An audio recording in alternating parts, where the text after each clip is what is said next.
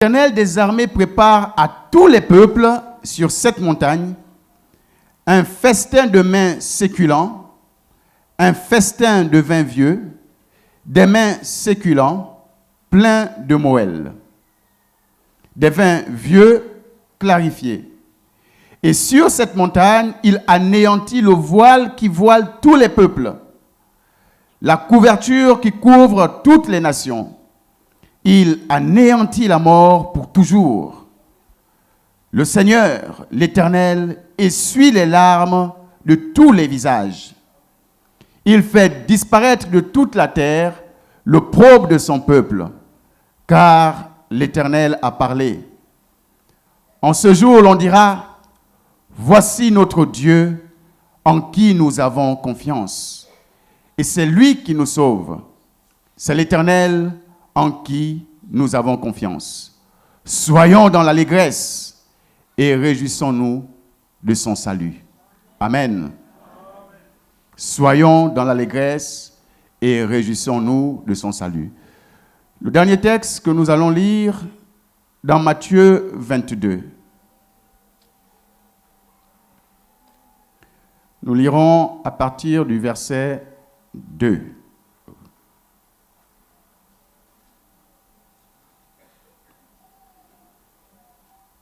Je vais lire à partir du premier verset. Nous nous arrêterons au verset 14. Ça va être un peu long. Jésus, prenant la parole, leur parla de nouveau en parabole. Et il dit, le royaume des cieux est semblable à un roi qui fit des noces pour son fils. Il envoya à ses serviteurs appeler ceux qui étaient invités aux noces. Mais ils ne voulurent pas venir. Il envoya encore d'autres serviteurs en disant, dites aux conviés, voici j'ai préparé mon festin. Mes bœufs et mes bêtes grasses sont tués. Tout est prêt. Venez aux noces. Mais sans s'inquiéter de l'invitation, ils s'en allèrent. Celui-ci à son champ, celui-là à son trafic. Et les autres se saisirent des serviteurs, les outragèrent et les tuèrent. Le roi fut irrité. Il envoya ses troupes, fit périr ses meurtriers et brûla leur ville. Alors il dit à ses serviteurs, les noces sont prêtes, mais les conviés n'en étaient pas dignes. Allez donc dans les carrefours et appelez aux noces tout ce que vous trouverez. Ses serviteurs allèrent dans les chemins, rassemblèrent tout ce qu'ils trouvèrent, méchants et bons, et la salle des noces fut pleine de convives. Verset 11. Le roi entra pour voir ceux qui étaient à table. Et il aperçut là un homme qui n'avait pas revêtu un habit de noces. Il lui dit, « Mon ami, comment es-tu entré ici sans avoir un habit de noces ?» Cet homme eut la bouche fermée. Alors le roi dit au serviteur, « Liez-lui les pieds et les mains, et jetez-le dans les ténèbres du dehors, où il y aura des pleurs et des grincements de dents. Car il y a beaucoup d'appelés, mais peu d'élus. » Amen. Alors, pour l'administration, avant qu'on me le demande, alors je vais donner pour thème « Heureux ceux qui sont appelés au festin de noces de l'agneau ». Heureux ceux qui sont appelés au festin de noces de l'agneau. Nous allons commencer la lecture dans le livre d'Ésaïe. Permettez-moi de revenir dessus. Dans le livre d'Ésaïe, le chapitre 25, et nous avons lu les versets 6 à verset 9. Je vous invite à revenir dessus, s'il vous plaît, et nous allons le revoir ensemble. Ésaïe parle et il dit « L'Éternel des armées ». L'Éternel des armées. Le Dieu qui a combattu pour Israël, le Dieu qui a délivré Israël, le Dieu qui a fait passer Israël par le désert, le Dieu qui a donné à son peuple la manne, il dit l'Éternel des armées prépare un festin. Pour qui? À tous les peuples. À tous les peuples sur la montagne. le Dieu d'Israël dit en fait qu'il prépare un festin, non pas seulement pour Israël, mais à tous les peuples. À tous les peuples. Et il fait des promesses pour ce festin. Il dit, il y aura des mets séculents, c'est-à-dire, comme on va parler ici, le belé sera bon. Il y aura des bons plats. Pour ceux qui aiment le niemboué, il y aura le niemboué. Revenons dans notre contexte.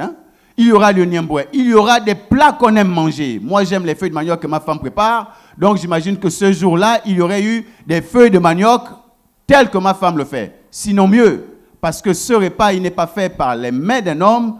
Il est fait par les mains de Dieu qui fait tout parfaitement.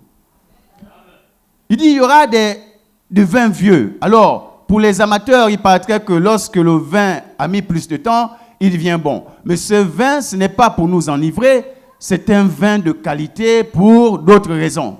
Il y aura cette qualité de vin. Alors, pour ceux qui aiment le coca, il y aura sûrement du coca de bonne qualité. Parce que ce jour-là, le vin qui nous est offert, ce n'est pas un vin qui est fait par la science des hommes, mais c'est un vin qui est fait par celui qui a tout créé. Mais plus loin, il dit, il va ôter le voile de tous les peuples. Écoutez bien, on ne choisit pas un peuple, tous les peuples. Tous les peuples. Il va ôter ce jour-là, pendant les noces, le voile de tous les peuples. Tous les peuples. Ce voile-là sera ôté. Il dit la couverture qui couvre les nations, il va l'ôter. Il dit il va anéantir la mort, pas pour un moment, pour toujours. Pour toujours. Bien évidemment, nous serons là revenus dans le corps glorieux. Alors la mort ne sera qu'un lointain souvenir. À cette fête-là, la mort ne sera plus au rendez-vous. Elle ne sera plus au rendez-vous. Il dit, le Seigneur, l'Éternel, essuie les larmes de tous les visages. Tous les visages, c'est-à-dire les situations qui nous ont fait pleurer, qui nous ont accablés, des choses qui nous ont attristés. Nous avons pleuré sur plusieurs de notre situation. Mais ce jour-là, ces larmes-là, ce n'est pas un homme qui les efface, c'est lui-même Dieu, de sa main, rempli d'amour et de bonté. Il efface les larmes des visages de tous les peuples. Il fait disparaître de toute la terre l'opprobre de son peuple, car l'Éternel a parlé. Écoutez, celui qui parle, ce n'est pas un homme. Celui qui fait cette promesse, ce n'est pas un homme. C'est l'Éternel lui-même qui fait cette promesse à qui? À tous les peuples. À tous les peuples. Ce n'est pas un homme. Et nous avons lu dans Apocalypse, le verset 19, cela est la parole véritable de Dieu. Ce n'est pas la parole d'un homme. C'est la parole de Dieu, lui-même qui est maître des temps et des circonstances. Et en ce jour, quelle joie, l'on dira, voici, c'est notre Dieu. Alors à ceux-là qui nous ont persécutés, à ceux qui nous ont dit que nous avons fait le mauvais choix, mais pourquoi tu continues à aller dans cette église-là? Tu pries un Dieu, on ne voit pas ce qui se passe dans ta vie. Ce jour-là, nous dirons, voici notre Dieu à qui nous avons confiance. Parce que nous aurons fait le bon choix et ce jour-là, nous pourrons dire, oui, voici notre Dieu. Voici notre Dieu. Et c'est lui qui nous sauve. C'est lui qui nous sauve. C'est l'Éternel en qui nous avons confiance. Soyons alors ce matin dans l'allégresse et réjouissons-nous de son salut. Si tel est que tous nous sommes sauvés. Nous nous réjouissons si nous sommes tous sauvés. Parce que, figurez-vous, il dit pour tous les peuples. Tous les peuples. Mais qui sont ces peuples? Qui sont ces peuples? Cette histoire aujourd'hui s'adresserait à nous comment? Tous les peuples. Tous les peuples. Alors, au-delà de l'ethnie, de la classe sociale, des origines, il y a l'état du cœur. C'est un peuple avec un certain état de cœur. Et c'est là où je vous amène dans Matthieu 22. C'est Jésus qui parle. Et là, Matthieu 22, Jésus compare le royaume des cieux, le royaume de Dieu, à un roi qui fait des noces pour son fils. C'est-à-dire, nous nous retrouvons encore dans l'atmosphère de la fête. Nous nous retrouvons dans l'atmosphère d'un festin qui est organisé. Et ce que le roi dit, c'est qu'il envoie ses serviteurs. Il envoie ses serviteurs aller appeler ceux qui ont été invités. Ils ont été invités. La Bible est écrite dans un certain contexte. Mais nous, ce matin, comment est-ce que nous pouvons contextualiser ce texte? Voilà comment je vous oriente. L'Évangile est une puissance de Dieu pour le salut de quiconque croit. Le juif, premièrement, puis le grec. C'est-à-dire la parole est donnée à ceux qui ont reçu Christ au milieu d'eux, pour que eux d'abord témoignent de Jésus-Christ qui sauve. Et que les autres voient ensuite le témoignage de ceux qui ont été sauvés. Ce matin, vous êtes invités. Vous êtes invités ce matin comme ces personnes vers qui le roi a envoyé ses serviteurs. Vous êtes invités. Par la parole qui vous est donnée chaque dimanche, par l'évangile qui vous est prêché, Dieu vous invite, Christ vous invite aux noces.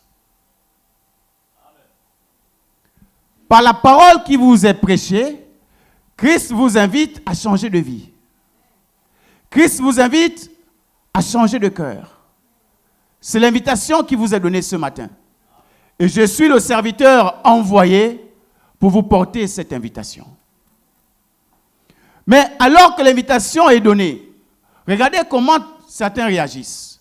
La parole nous dit, nous sommes au verset 5, mais sans s'inquiéter de l'invitation, sans s'inquiéter de la parole qui vous est donnée aujourd'hui, sans vous inquiéter de la parole que vous avez reçue il y a 2 jours, sans vous inquiéter de la parole que vous avez reçue de la part d'un serviteur dans la rue.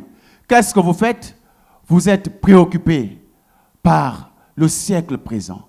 Vous êtes préoccupé par ce que votre vie est. Vous êtes préoccupé de voir des choses matérielles changer et non pas votre cœur et vos émotions, votre âme changer. Vous êtes préoccupé par ces choses parce que vous n'avez pas encore vu des choses s'accomplir dans vos désirs personnels. Vous n'aspirez pas à voir Dieu toucher votre cœur par la parole que vous recevez. Alors, j'ai envie de vous dire, ce matin, si vous êtes dans cette situation, vous êtes comme ceux-là qui se sont inquiétés d'aller dans leurs champs, de vaquer à leurs occupations. Vous avez reçu l'invitation de venir au festin, à ce que Ésaïe vous présente, ce jour où, autour d'une table réunie autour du roi, la mort ne sera plus au rendez-vous. Nous serons dans l'allégresse. Vous avez reçu cette parole, mais vous ne l'avez pas cru. Vous avez reçu cette parole, mais vous n'avez pas laissé cette parole être la puissance de Dieu pour vous transformer. Écoutez, il y a des gens qui entendent la parole, mais qui ferment leur cœur à la transformation. Des gens qui connaissent la Bible, une connaissance de la Bible, une connaissance littérale de la Bible, mais qui ne voient pas cette parole transformer leur vie. Laissez Dieu vous toucher. Laissez Dieu vous transformer.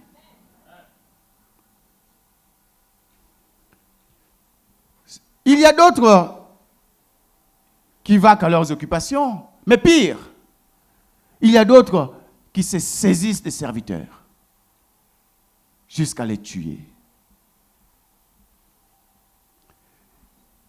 Ceux qui se dressent contre les serviteurs de Dieu, ceux qui continuent alors que, je veux le dire simplement, alors que nous sommes là, ceux qui sont dans des incantations, ceux qui dérangent les serviteurs, ceux qui dérangent les envoyés, ceux qui viennent pour perturber, Ceux qui viennent parce qu'ils veulent tester. Mais ceux qui ont testé, ils savent ce qu'ils ont vu.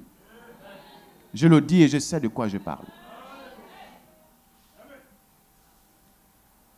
Parce qu'il y a des gens qui viennent, qui s'asseyent là et qui viennent déranger.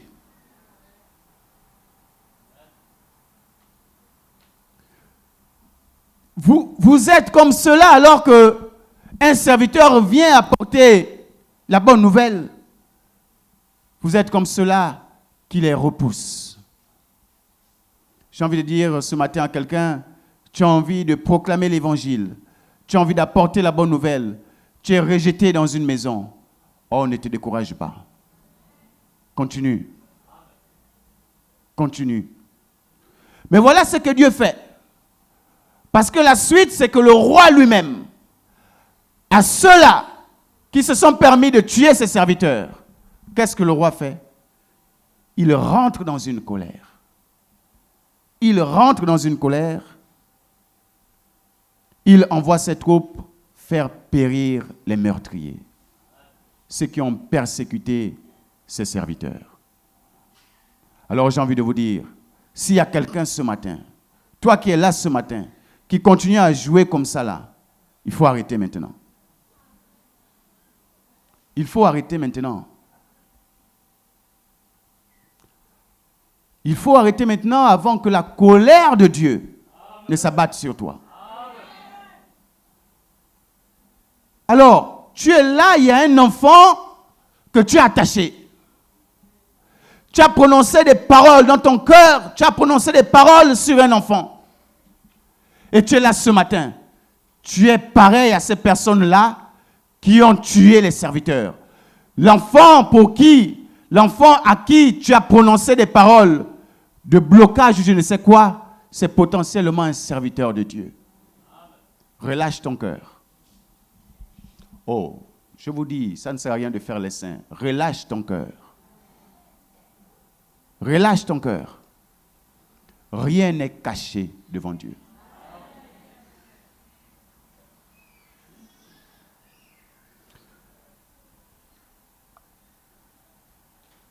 Et voilà ce qui se passe dans la suite. Ceux qui ont été choisis, ceux à qui l'évangile a été apporté, sont restés incrédules, durs dans leur position. Ils ont raisonné. Un papa qui a apporté l'évangile à l'enfant, l'enfant s'obstine parce que maintenant, il est intelligent, il a des diplômes, et tout repose sur la logique.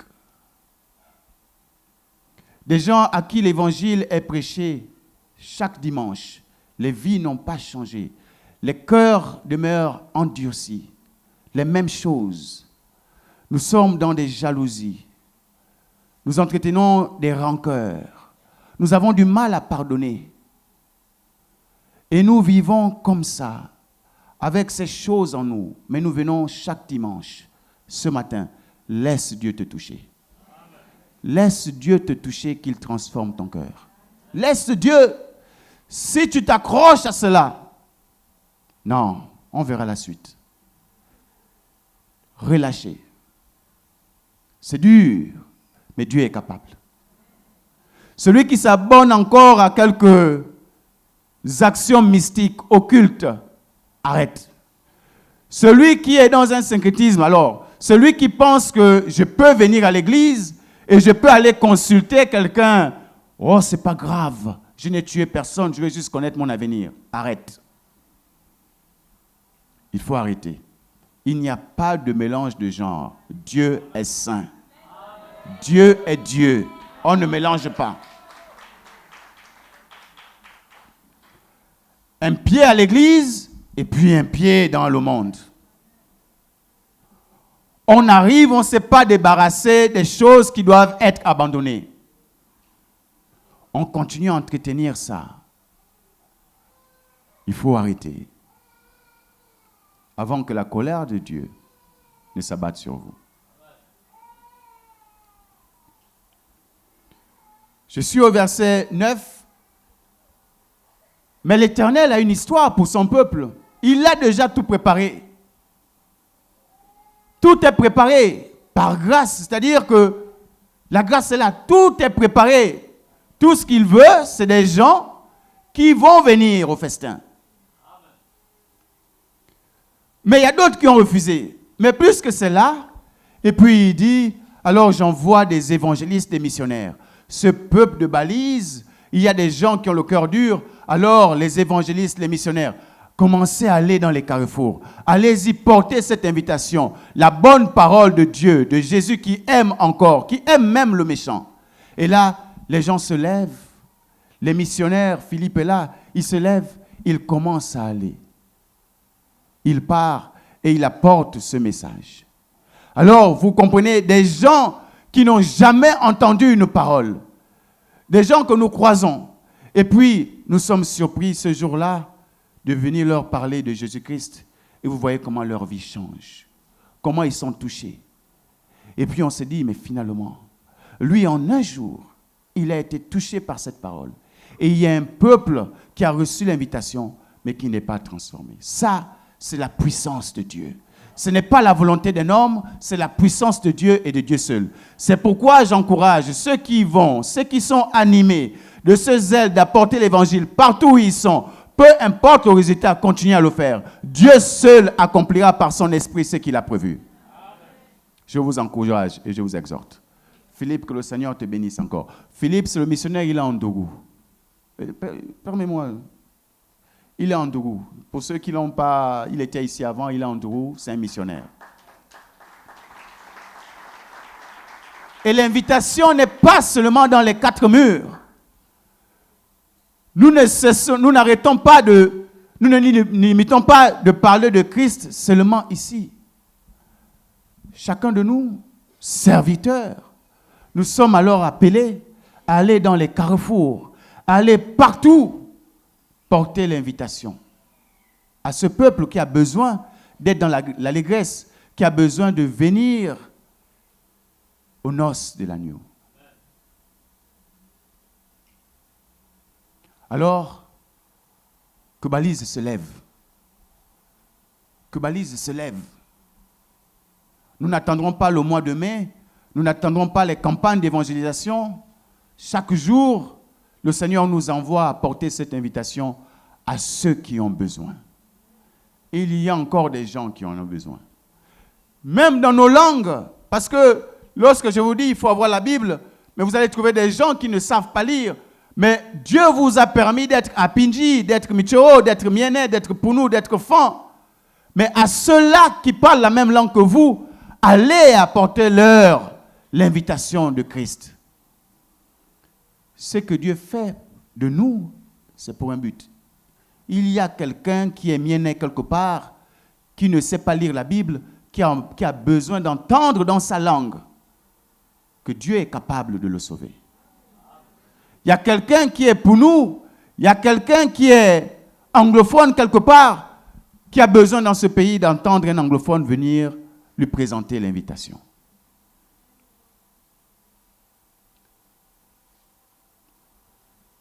L'évangile est une puissance de Dieu pour le salut de quiconque croit, le juif premièrement. L'évangile vient de Christ. Christ, il est juif. Il commence par ceux qui sont de sa maison. Et vous, qui chez vous n'a pas encore reçu l'invitation? Ce matin, comme un engagement, prenez cet engagement. Appelez quelqu'un de votre famille. Appelez un ami. Présentez-lui cette invitation. Christ revient bientôt. Christ revient bientôt.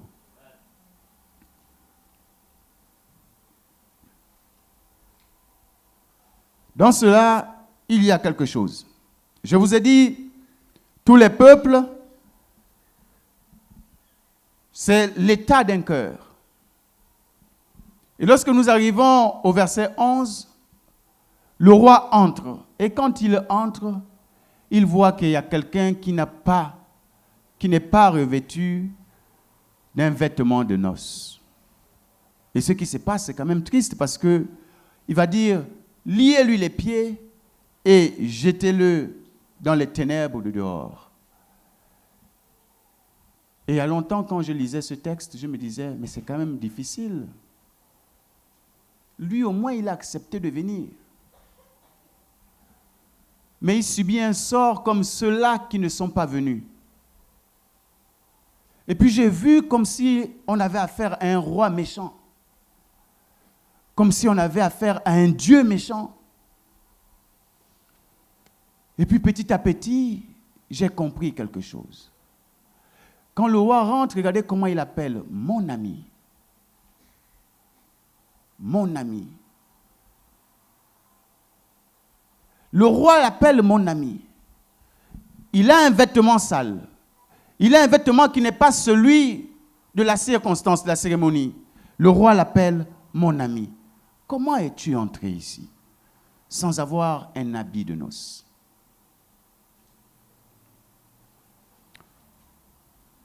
En méditant, j'ai compris qu'en réalité, le roi ne le met pas dehors à cause de son vêtement. Le roi le met dehors parce qu'il est écrit. Je suis au verset 12. Cet homme eut la bouche fermée. Je vous explique. Je vous invite à lire Zacharie 3. Si quelqu'un peut m'ouvrir Zacharie 3, je vous explique. Il est venu. C'est l'état de celui qui vient à Christ et qui tombe. Le vêtement qu'il avait se salit. Christ ne le rejette pas pour ça. Christ le rejette si, dans son état, il ne vient pas auprès du Père confesser son péché. Il a un vêtement qui n'est pas celui de la circonstance. Le roi lui demande. Lui, il garde la bouche fermée. Ceux qui ont reçu l'Esprit de Dieu, lorsque nous sommes en faute, l'Esprit est attristé. Au fond de nous, nous savons que nous avons péché. Et lorsque nous nous taisons, lorsque nous fuyons la face de Dieu, nous nous éloignons de sa présence. Alors j'ai envie de dire à ceux qui ont accepté, à ceux qui ont choisi de suivre Christ, qui sont tombés, confessons nos péchés. Ce n'est pas une histoire. Vous allez lire Zacharie. Zacharie 3, il s'agit du grand sacrificateur, Josué. Je paraphrase. Josué est grand sacrificateur devant l'Éternel. La parole me dit qu'il était vêtu d'un vêtement sale. Et Satan était en train de l'accuser. Vêtement sale. C'est Dieu lui-même qui choisit de purifier son vêtement et de lui donner un autre vêtement. Alors, j'ai envie de vous dire ce matin, c'est Dieu qui nous purifie. C'est Dieu qui nous lave de nos péchés. Lorsque nous venons à lui et que nous sommes tombés, revenons à lui. Il n'y a que lui seul qui soit capable de nous rendre purs. Et d'ailleurs, la parole nous le dit, 1 Jean 9, 8, si tu confesses ton péché, il est juste et fidèle pour, 1, te le pardonner, 2, te purifier de toute iniquité. Le cœur de ceux qui doivent être, l'état de celui qui doit venir aux noces est un cœur repentant. Un cœur repentant. Je vous fais un témoignage vite fait. J'ai eu une situation il y a quelque temps. J'avais une sœur que je suivais à Libreville. Et on avait planifié encore de se retrouver. Et puis alors qu'on a mis un rendez-vous, j'ai accepté ce rendez-vous tout en sachant que je n'y serais pas. Je me suis dit, elle insiste, ok, j'arriverai et puis on se verra. Après avoir fait ça, je n'ai pas dormi. C'est-à-dire le soir, au fond de moi, tu as menti. L'histoire s'était passée le vendredi, samedi, j'ai fait samedi soir, dimanche, tu as menti, tourmenté.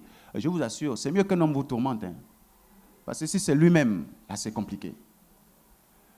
Et là, c'était, tu dois appeler et tu dois lui dire que tu as menti et tu dois lui demander pardon. Ah. Le lundi, je suis arrivé, je me suis dit, c'est sûr qu'en travaillant, ça va m'occuper. Je vais penser à autre chose. Non. Je n'ai pas décollé dans le boulot. Et puis je me suis dit, ça va, c'est bon. Je vais appeler. J'avais déjà demandé pardon à Dieu. Hein. J'avais déjà prié, vraiment, je reconnais que j'ai péché, pardonne-moi. Et puis il était 10 heures, je me souviens, j'ai pris mon téléphone, je l'ai appelé. Bonjour la soeur. Oh, apôtre, bonjour, ouais. Ah, mais je dis, sœur, vraiment désolé pour le rendez-vous. Et puis elle me dit, oh, mais même moi-même, finalement, à cause du boulot, je ne pouvais plus me libérer. Et puis au fond de moi, je dis, mais voilà, c'est bon. Donc elle-même n'était pas disponible. Donc ça peut s'arrêter là. Quand je pense ça, j'ai une contre-pensée qui vient me dire, jamais. Tu dois lui dire que tu as menti. Waouh! Attends, l'apôtre va dire à quelqu'un qui est en train de suivre que j'ai menti. Et puis, je dis, bon, en fait, ce que je suis en train de te dire, c'est que finalement, je ne suis même plus venu à Libreville. Elle me dit, oui, non, ce n'est pas un problème. Je dis, non, mais je voulais vraiment te dire, j'ai envie de continuer l'affaire. Au fond de moi, c'est, dis-lui que tu as menti. Il fallait que je sorte cette phrase-là. J'avais ce poids. Et puis, je suis arrivé finalement à dire, non, en fait, j'ai envie de te dire que je t'ai menti. Elle l'a banalisé, hein, puisque de toute façon, elle n'était pas disponible. Je te demande pardon. Elle me dit, ouais, non, mais c'est bon, apôtre, c'est bon. Je vous assure, après avoir fait ça, waouh, quand je suis reparti dans mon bureau, je me suis mis à louer l'Éternel. Ce n'est pas une histoire des hommes, c'est une histoire de ton cœur, de ta relation avec Dieu. Ce n'est pas une histoire de statut parce que ce n'est pas le statut qui sauve. Et nous sommes beaucoup comme ça. Et lorsque je faisais le témoignage, ma femme me disait, oui, mais chérie, en fait, j'ai constaté que souvent, quand tu veux te débarrasser des gens, tu donnes souvent des phrases qui ne sont pas exactement vraies. Je dis, ah, merci. Oui, c'est un sujet de repentance. Alors on pense qu'on va venir se repentir seulement lorsqu'on a commis l'adultère, lorsqu'on a insulté. Non, il y a des choses. Et j'ai compris quelque chose. C'est que quand on grandit avec Dieu, il devient exigeant. Il devient exigeant. Celui qui répond à l'invitation et qui se retrouve encore avec ce genre de difficultés, on a envie de fuir la présence de Dieu. J'ai envie de vous dire, repentez-vous. Repentons-nous. Parce que celui qui nous rend juste, il ne nous justifie pas à cause de nos œuvres, mais à cause de sa justice. Ce n'est pas à cause de nos œuvres. Il nous déclare justes à cause de sa justice. Par nos œuvres, les hommes nous condamneraient. Mais lui, par sa justice, il nous rend justes. C'est rien qu'à cause de sa grâce. Et lorsque nous avons compris ça dans son amour et parce que nous voulons vraiment manifester cette relation avec lui, nous repartons vers lui et nous disons, papa, j'ai péché. J'ai péché, pardonne-moi. Nous avons besoin de ça. Au lieu de faire des super spirituels qui n'en sont pas. Alors nous voulons paraître super spirituels devant les gens, mais qui sommes-nous véritablement devant Dieu? Zacharie, Josué étaient grands sacrificateurs devant l'Éternel. Mais d'un point de vue spirituel, son vêtement était sale. Mais Dieu ne l'a pas condamné pour ça. Dieu est venu le revêtir d'un vêtement nouveau. Et j'ai envie de dire, dans votre marche avec le Seigneur, dans ce que Dieu a mis en vous, il y a probablement des choses qui ont été stoppées. Il y a peut-être des vêtements qui sont aujourd'hui sales. Ne restez pas dans votre état. Revenez à celui qui vous a donné ces vêtements purs. Il est capable de vous purifier. Il y a beaucoup d'appelés, mais peu d'élus. Beaucoup d'appelés. Il y a beaucoup qui reçoivent l'évangile, mais très peu sont transformés. Il y a beaucoup. Aujourd'hui, partout, nous entendons la parole de Dieu. Nous entendons l'évangile. Alors, quelquefois transformé, mais l'évangile est pour la plupart annoncé. Très peu ont changé. Vous voulez changer? Venez au pied du Père. Ne gardons pas nos défauts cachés pour nous. Ils peuvent être cachés aux yeux des hommes, mais Dieu veut nous transformer. Il promet qu'il nous amènera de gloire en gloire, Sylvain. De gloire en gloire. Alors ne pensons pas que l'état dans lequel nous sommes est l'état définitif. Cherchons davantage à être transformés par la puissance de l'Évangile. Alors j'insiste, j'ai vraiment insisté en disant ici, puissance de l'Évangile. Puissance de l'Évangile, pas autre chose. Pas ce qu'on peut voir là. L'Évangile, c'est ce que la parole de Dieu me présente comme la puissance de Dieu. L'Évangile, la parole. La parole de Dieu. Heureux ceux qui sont invités.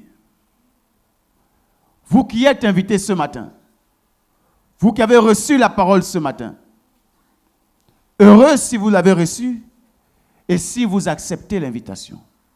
Heureux vous êtes. Mais si vous avez reçu l'invitation, comme un billet d'invitation que j'ai, je sais qu'il y a une manifestation, mais je n'y vais pas. Alors ce matin, mon message, c'est pour vous dire, répondez à l'invitation de Dieu. L'invitation de Dieu pour vous commence par reconnaître Christ mort à la croix pour vous. C'est la première étape.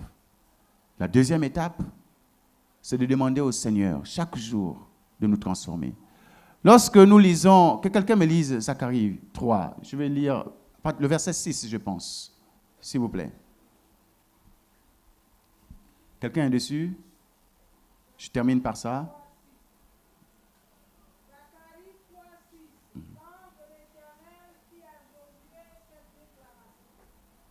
Non, attends, Magabi, pardon, il faut le micro là. Comme ça, c'est la parole de l'Éternel. Zacharie 3,6. L'ange de l'Éternel fit à Josué cette déclaration. Ainsi parle l'Éternel des armées. Si tu marches dans mes voies, et si tu observes mes ordres, tu jugeras ma maison, et tu garderas mes parvis, et je te donnerai libre accès parmi ceux qui sont ici. Amen. Waouh. Libre accès. Libre accès. Ceux qui gardent les commandements de Dieu, ceux qui suivent la voie de l'Éternel, les choses qui ont été annoncées dans Ésaïe sont la promesse pour ceux-là. Ceux qui aspirent ce jour-là, comme moi, à me retrouver à la table du Père avec des beaux repas, la mort terminée, les larmes terminées, joie et allégresse. Ceux qui aspirent à ça gardent les voies de l'Éternel. Ceux qui aspirent à ça suivent la volonté de Dieu. Au-delà de tous les sacrifices qui pourront être faits, l'obéissance vaut mieux que tout. Que le Seigneur nous bénisse.